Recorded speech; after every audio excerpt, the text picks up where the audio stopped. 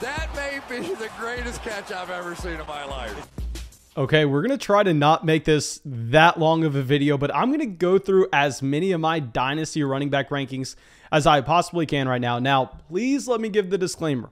Of course, in your own Dynasty league, with your own roster, you should not be looking at my rankings and just making your decisions only based off of that, because there are a couple things going on here. A, these rankings were created by an idiot. B, your roster needs different players for different situations. If you're a contending team, of course, you're probably going to prefer having Christian McCaffrey over DeAndre Swift. If you're a rebuilding roster, of course, you should prefer having Travis CTn over Joe Mixon, even though I know a lot of people are going to hate me for that, but nonetheless, let's go through, let's talk about these Dynasty rankings right after y'all go and support this show. Join the flock on Patreon. You can find the link in the description of this video, where if you join Patreon, join the flock, you get a Fantasy Flock Network hat, you get an in-depth podcast breaking down your Dynasty roster, you get our Dynasty rankings, which I honestly was only planning on giving y'all 1 to 2 updates during the season. We may do that every single week. I'm going to be updating those. By the time this video comes out, our Dynasty rankings should be updated yet again over there on Patreon. Get in some Dynasty leagues with me this offseason. And yeah, I think that should be it. Let's go through. Let's dive into these rankings. Let's start it off with our running back 1. Did not like him that much coming into the NFL draft, if we're going to be completely honest, as a prospect. But as soon as he was drafted, he became a top 5 Dynasty running back for us based on how great the situation was. Najee Harris. Now, with Harris, yes, sue me that I was saying to draft him over Jamar Chase and Kyle Pitts this season, but I don't care. He is the running back 1 in Dynasty, because a big thing you need to ask yourself is, okay, so when we're valuing production now versus production down the road, what is the actual difference in points per game that we are going to be losing from pivoting off of Christian McCaffrey, from pivoting off of Alvin Kamara, from pivoting off of Dalvin Cook to Najee Harris? Are we getting a drastic down dip? No, not really. You're looking at points per game so far this season at the running back position. Najee Harris has given you over 20 points per game. He is right now the running back 3 in points per game this year, only behind Austin Ekeler and Derrick Henry. Derrick Henry, obviously, RIP, the king. Nonetheless, a 27-year-old running back that will be 28 in 2 months, that has no guaranteed money left on his contract. Of course, they're bringing him back, but nonetheless, Henry, his long-term production isn't anything close to Najee Harris. The other running back ahead of him, Austin Ekeler. Now, with Ekeler, I will say that I actually think that he is probably going to age pretty nicely compared to some other running backs, given the fact that, I mean, this is a guy that gets the majority of his value through the air rather than, I mean, with his efficiency and his athleticism between the tackles. Regardless, we'll talk about him a little later on. I mean, with Austin Ekeler, 26-year-old running back, that's next season going to be on year 3 of the contract extension that he had. I mean, if you're looking at the guaranteed money on that contract, he only has $3 million on the dead cap in 2022. He has $1.5 million on the dead cap in 2023.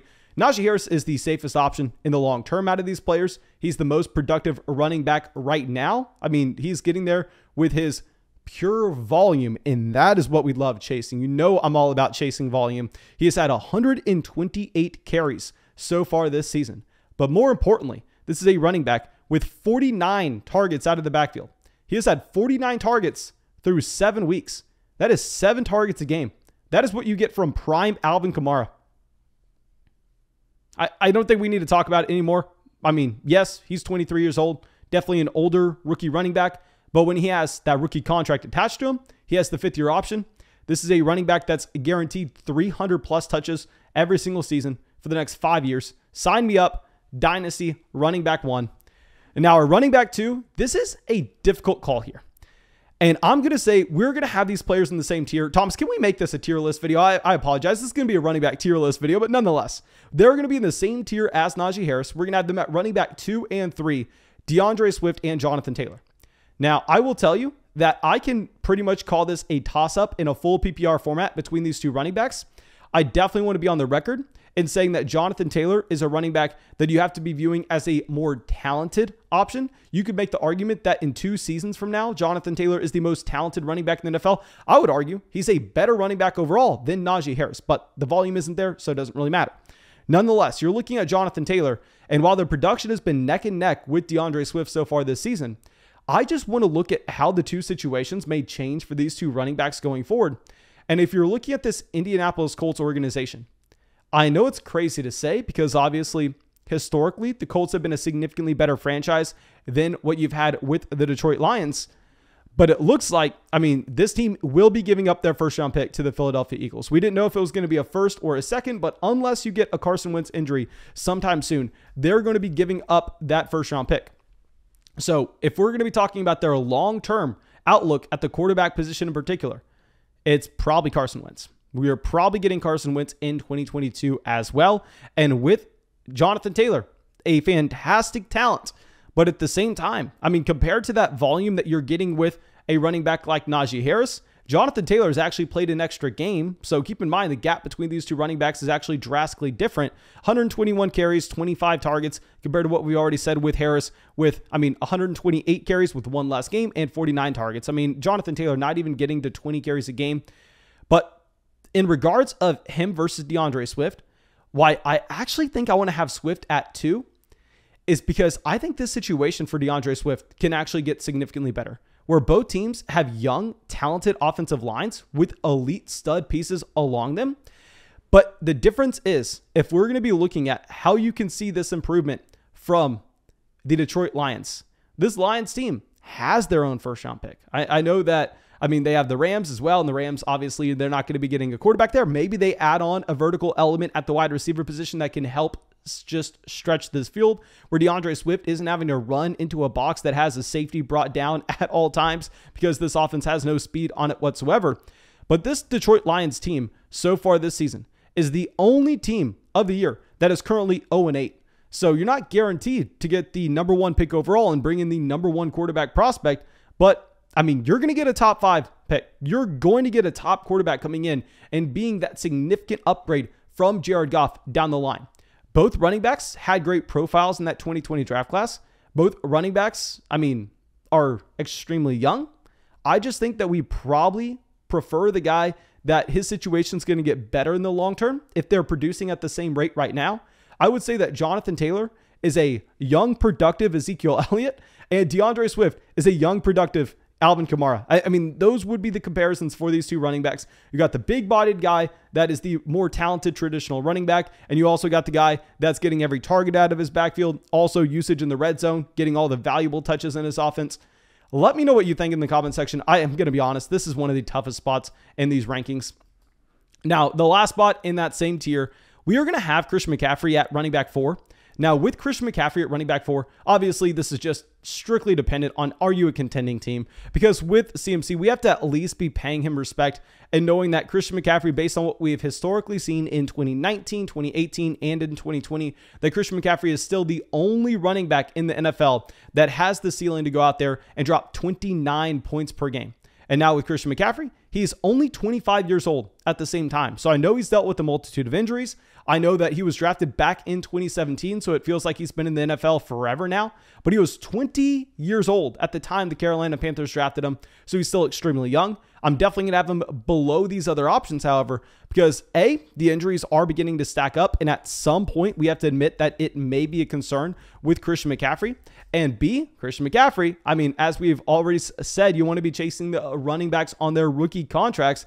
Christian McCaffrey, you're currently going into, I believe, year 3 of this contract extension. Let me be pulling it up. And of course, you're not expecting that Christian McCaffrey gets cut anytime soon, but that guaranteed money will definitely make a difference. He has guaranteed money all the way through 2023. But then, what happens if these injuries linger in 2022 and in 2023?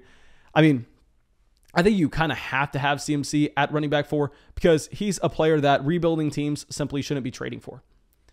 Okay, so now let's go down to our next tier. Let's lead it off with our running back 5. And this is going to be an option that I think is actually a very intriguing buy low candidate right now. Very similar to Christian McCaffrey. Currently dealing with his own injury. Let's go with Saquon Barkley. And now Barkley, very disappointing very disappointing so far in 2021. We really only have 2 weeks to look at from Saquon Barkley, where he did have his full role in this offense for the New York Giants. One thing that I want to look at with Barkley, however, is this is a running back that ankle injury is not really tied to what we saw a year ago. Anybody could have stepped on the defender's foot like that. Anybody could have rolled their ankle in that situation. I don't want to be viewing Saquon Barkley as an injury-prone player by any means. This is a player that was drafted in 2018. Technically, he is still on the last year of his rookie deal. He will be signing that mega extension this offseason. Only 24 years old. I mean, he's essentially 1 year older than Najee Harris. I still think he has that elite receiving upside whenever he does play. We kind of get this demonstrated in those 2 contests where, I mean, he was fully good to go and he did have his usual role. You get 6 receptions, 43 receiving yards in week 3, 5 receptions, 74 receiving yards in week 4. So I know with Saquon Barkley here, obviously it sucks to deal with these injuries, but this is a running back that you would expect the elite production while he's healthy, and he's a lot younger than a couple of these other options. Now, our next running back in this tier will be Alvin Kamara at running back 6. With Kamara, obviously, I mean, just like Christian McCaffrey, this is a running back that you only want if you are a contender. Currently 26 years old, will be 27 this offseason. Not much to say. I guess one thing that we could bring up is the difference between Alvin Kamara and our next running back going to be Dalvin Cook. You know that these are 2 running backs that are always neck and neck in dynasty rankings, as they should be. They're pretty much the exact same guy. They're both running backs that are incredibly productive for contending rosters, both drafted in 2017, the exact same age. But let's kind of draw a comparison here between Alvin Kamara and Dalvin Cook, as we previously did with the younger versions of those running back with Jonathan Taylor and DeAndre Swift. And now with Kamara and Dalvin Cook here, I'm personally going to be ranking Kamara 1 spot higher, although I do have Dalvin Cook higher in my rest of season rankings for a redraft format. And the reason for this is not because their contract situation, you pull it up, it's almost identical with the guaranteed money. Their age is about identical as well. I would argue that maybe Minnesota's a better environment to be in over the next few years than what you actually have in New Orleans. The difference is if you're looking at the durability between these 2 running backs and how I actually think that they will go through and develop their second part of their careers, I think that Kamara is more likely to have the natural transition to being more so just a third down running back, someone that does increase his role, but he's still finding a way to be incredibly productive in fantasy based on him just exclusively being used in the receiving game. Think of a much better version of Naheem Hines, J.D. McKissic, where he can still get some usage in the red zone, even if he's getting pretty much no carries between the 20s. Whereas with Dalvin Cook, pretty much his entire value is tied up to the fact that he is going to be a very high volume running back rather than someone that can just get the targets out of the backfield. So I think that Kamara's second part of his own NFL career is actually going to be a little bit smoother than what we have with Dalvin, even if I do prefer Dalvin more the rest of the season, especially with the Winston injury leading us to Taysom Hill for the rest of this year. But let me know what y'all think.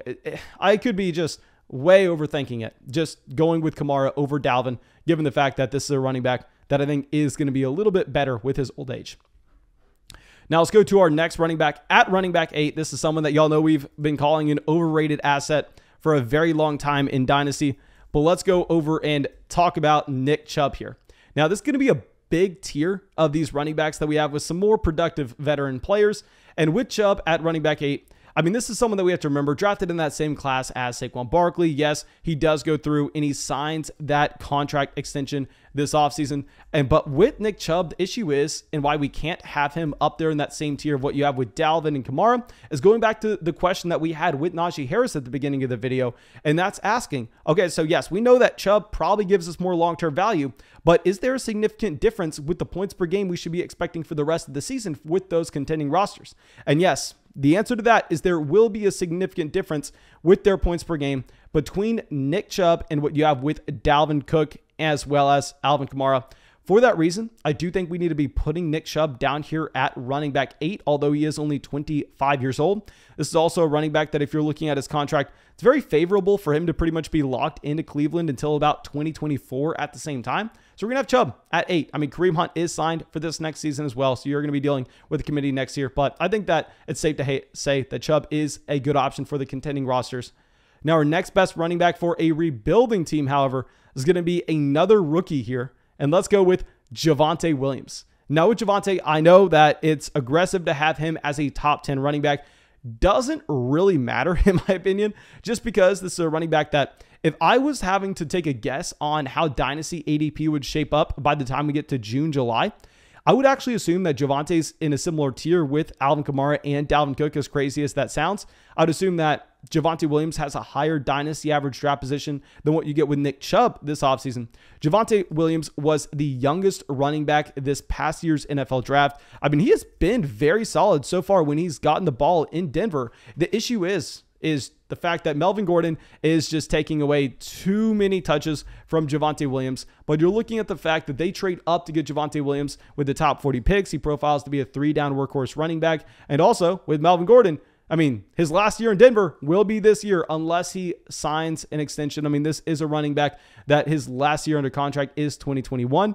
So it looks like it's going to be Javonte Williams' backfield next season. He profiles to be a 3-down guy. He's extremely young on that rookie contract. He has everything you could ask for. We're going to have him at running back 9. Now let's go pivot back over for those rebuilding teams. We're going to have Austin Ekeler and Aaron Jones at running back 10 and 11. Not much to discuss here. I guess we need to be having Ezekiel Elliott in the same tier along with these other running backs at the same time. I think that we're just going to group these running backs in together and not spend too much time talking about them because I want to talk about one more running back as well. But with Ekeler, Aaron Jones, and Ezekiel Elliott, if you're a rebuilding roster, you have to know that I've been playing Dynasty in an absurd amount of leagues. I've been a high volume Dynasty fantasy football player with real money Dynasty leagues for a long time now. I know that a lot of people are new to Dynasty fantasy football, but the way you dominate in Dynasty is just understand the timing of a marketplace and understanding how player value is going to shift throughout the year, not even season to season, but just throughout the calendar year, whether we're gearing up for the NFL draft, whether we're in the dead summer period, and knowing how you construct your roster from then. If you're a rebuilding team, I can guarantee you it does not matter how these 3 running backs finish this season. It doesn't matter if Zeke is the running back 1 in the second half of the year. It doesn't matter if Aaron Jones is the running back 1 in the second half of the year. It doesn't matter if Austin Ekeler is the running back 1 in the second half of the year. These players will inherently be worth either the same or less than they are now this offseason. There's no way for them to increase their value.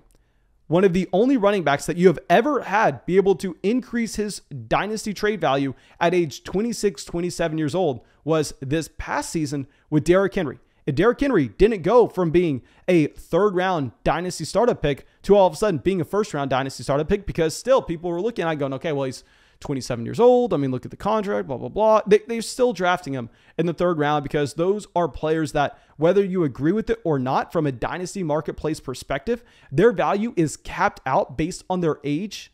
So yes, if you're a contending team, it will make a lot of sense to just ride out the production you may get with Ekeler, ride out the production you may get with Aaron Jones, ride it out with Ezekiel Elliott. But on a rebuilding roster, when the only thing that we care about is long-term value and how we can work trades this offseason, these running backs are options that you need to sell right away. Now, let me bring up one running back that I think you could go through and sell them for. And I'll give you all a sneak peek on what we have with a couple other guys here. We have J.K. Dobbins ranked as running back 13, and I have Travis CTn ranked as running back 17. I really don't want people to be forgetting about these running backs, as I can guarantee you with certainty that both of these options will be worth more this offseason, whether it's Dynasty ADP, the actual Dynasty trade value that you find when you're going through and sending out a ton of offers in every league that you're playing in. The price point on both Dobbins and Travis Etienne will be significantly more once we get after this season. So please, if you're a rebuilding roster, you need to know that in these rankings, if you pull them up on Patreon, where yes, I have Dobbins at 13, I have Travis Etienne at 17. I know a lot of people don't like Etienne, but still, I mean, if you look at the profile, I think he is someone you have to chase. Please make sure you're sending those offers now, because while it may look like we have them aggressively ranked for the time being, this offseason, this will honestly look like an underestimate. Now, thank you, of course, for supporting the channel. I really hope that you got something from this video. I really hope that I get to be in a Dynasty league with you this offseason so I can go out there and crush you as we've crushed so many Flock Patreon leagues so far. And oh yeah, go join Patreon. Go get your Fantasy Flock Network hat. Go get our Dynasty rankings. Go get an in-depth podcast of your Dynasty team when you sign up. You can find that link in the description of the video. And yeah, that's all I got for you. Have a great day, and I hope to see y'all with the video. Well, I'll get you another one this week. Let's get another Dynasty video out this week.